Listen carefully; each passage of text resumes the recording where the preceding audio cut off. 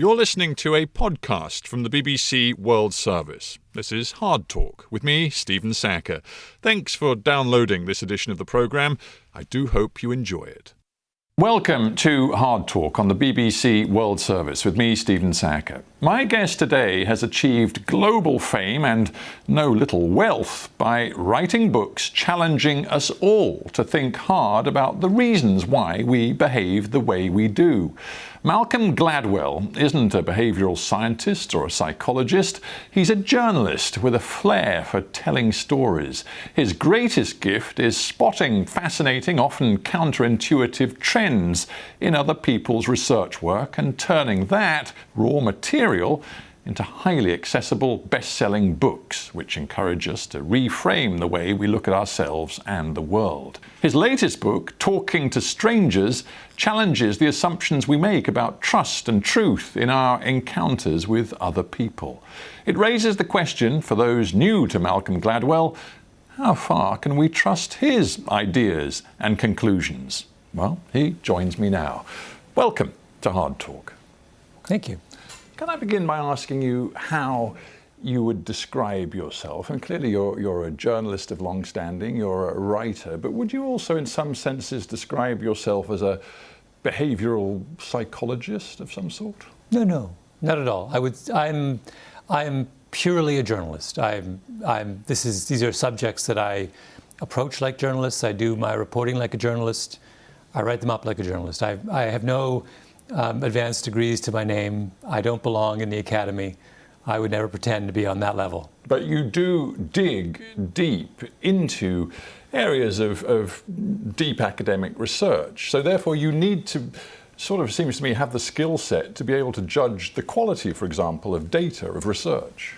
Yeah, I make sure when I write about things that there is some degree of support for the ideas I'm writing about in the academic community. But I think that's something journalists do with anything they report, right? We all, True. An interesting phrase, though, you used just there. You make sure there is some degree of support for the propositions, for the theses you're putting forward. I mean, how far does some degree of support have to go? Well, the lovely thing about the scientific community is there's no such thing as something that everyone supports, right? There is always argument and disagreement, and that's why we're so attracted to those. My books are not written on stone, and I'm not Moses. No, you're not. And you are you're very frank about the nature of your relationship with scientists and science. You've said in the past you see yourself as some sort of a packager, an accelerant who takes scientific research that if one reason or another interests you, fascinates you, and you turn it into something, i.e. an article in the New Yorker or a book, which then captures a much, much wider audience. Mm-hmm. What's the relationship like between you and the scientists that you report upon? I think it's warm. I mean, I have developed many good friendships with the people I've written about over the years. One of the frustrations of being an academic scientist is that you can do things that are terribly profound, but you feel you're not reaching outside of the narrow circle of fellow academics. And so I think many academics welcome someone like myself who is a kind of offers them a bridge to the general public and a way for their ideas to be more generally known.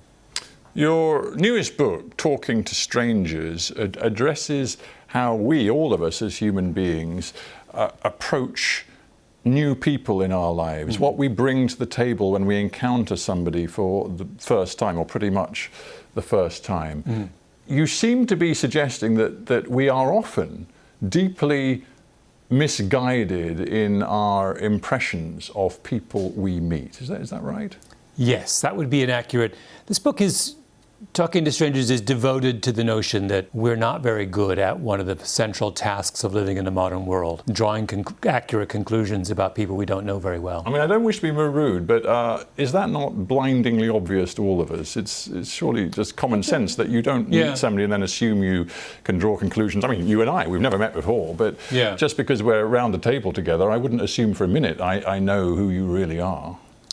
Well, I'm not sure it's blindingly obvious. Think about it. If I was hiring you for a job and I followed general conventions of hiring practices, I would call you in for a job interview, and we would chat for 45 minutes, and then I would decide on the basis of that whether I wanted to hire you. Now, in the light of what I'm writing about in this book, that is an absolutely preposterous notion, that I should be able to talk to you for 45 minutes, look at your resume, and maybe make a single phone call to a former employer, and on the basis of that extraordinarily slender bit of evidence about you, decide whether you're fit to work for my company. And not only is it your contention we behave as if we're very good at it, we have a default position, you seem to be saying, which is to think the best of these people we encounter for the first time, to be almost naive in our assumption that by and large people tell the truth, have integrity, and are therefore people that one can take as seen. Yeah, this is this lovely idea called default to truth, which is from a researcher named Tim Levine, on whose work a big chunk of my book is devoted. This goes back to your relationship with scientists. I mean, you draw a great deal from the work that he's done. Oh yeah, Tim and I are actually good friends now. And he was trying to explain this long-standing puzzle in psychology, which is, why are human beings such terrible lie detectors?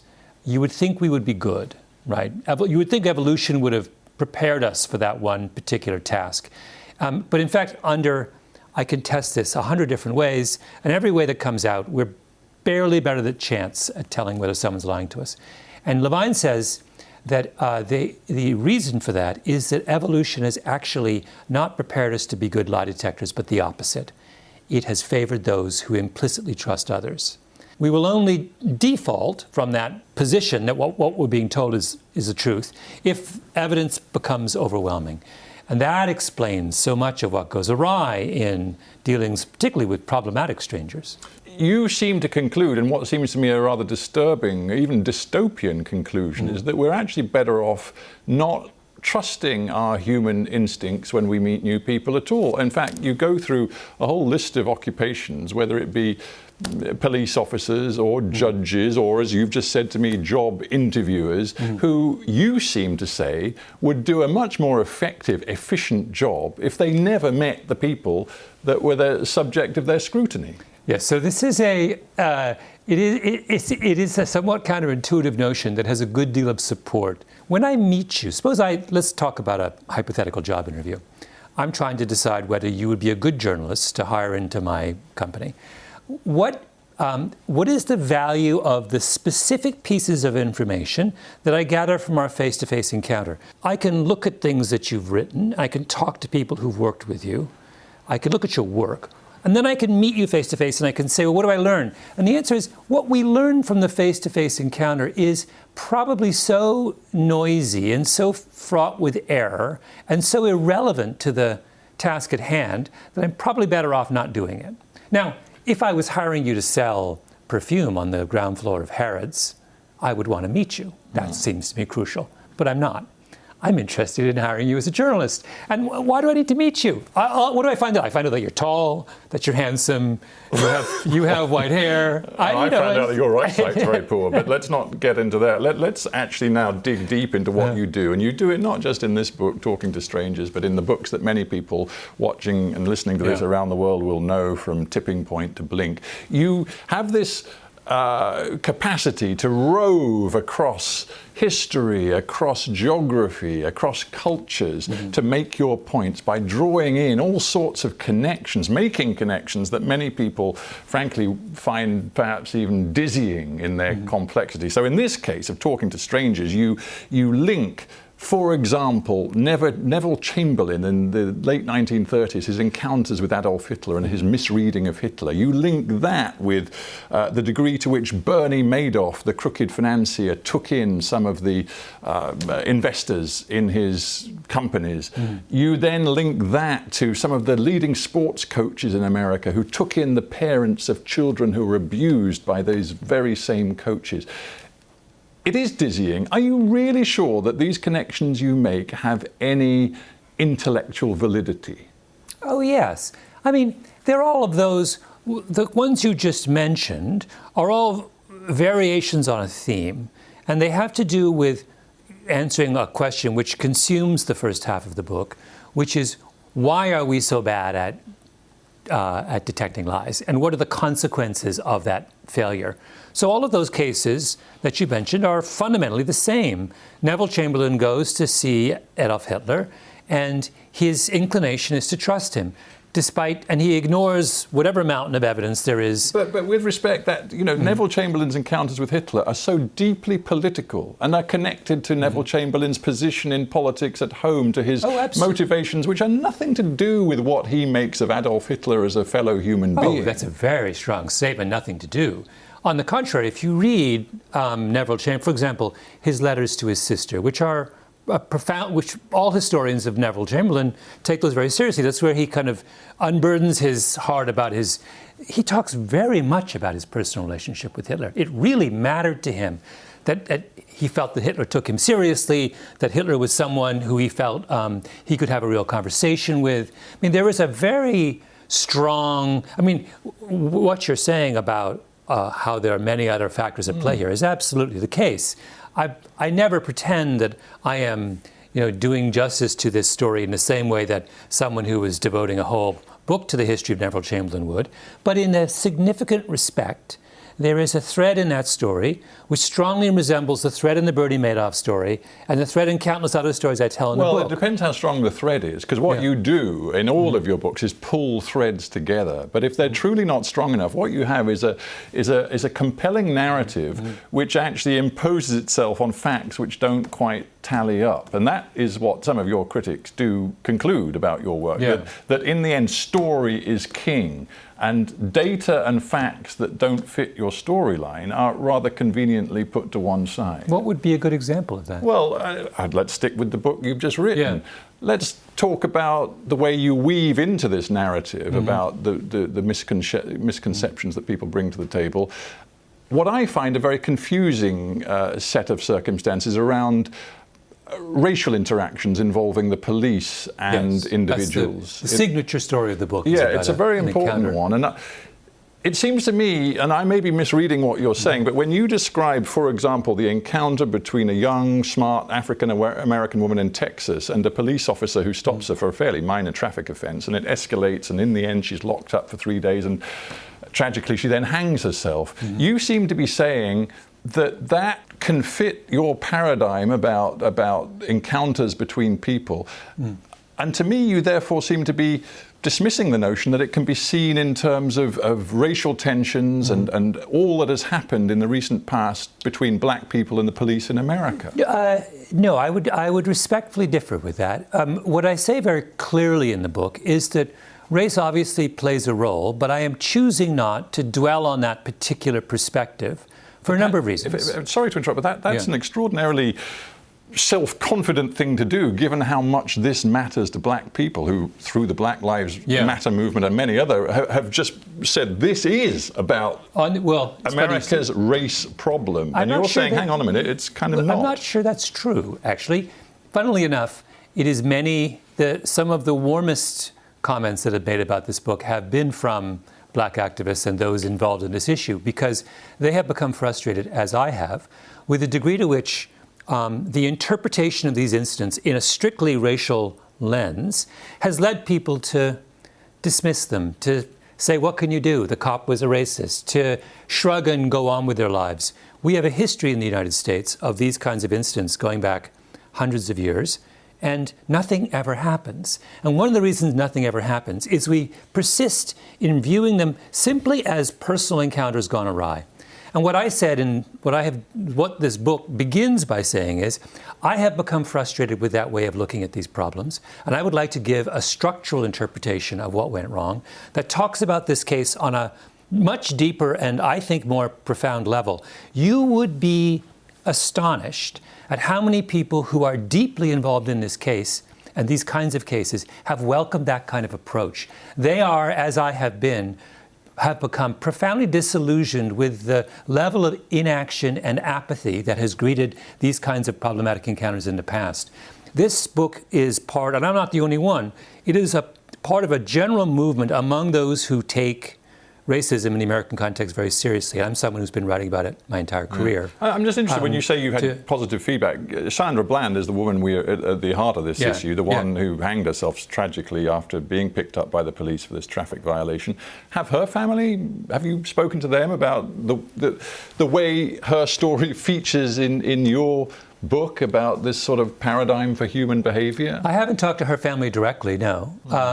But, I'm name dropping here, but who was the earliest and most enthusiastic proponent of this book? Oprah Winfrey. You have to remember the context that I come from, that I'm coming at this. I am, first of all, someone for whom racial issues I'm biracial. These are deeply... Just to my mother's, be specific, your mother's from Jamaica. Yes, my mother was West Indian. So for 25 years, I have been deeply immersed in writing about the role of race in American society. And so it's not the decision to focus this book on these broader structural questions of how does law enforcement work? How do our minds work when we confront someone who is other? All those these are not whimsical or trivial decisions that I've made. They arise out of a career of thinking deeply about these issues. And as I said before, a deep frustration with how limited our conversation has been about these kinds of encounters. Let me come at this question of how important the narrative, the storytelling is to you. Because, from the beginning of this interview, you've been extremely honest, saying, I'm a journalist. That is what I am. I tell stories. I was very struck by something you told an interviewer back in 2008, which I just happened to see in the course of research. You said, you were asked, would you prefer that in the end your ideas be interesting or right?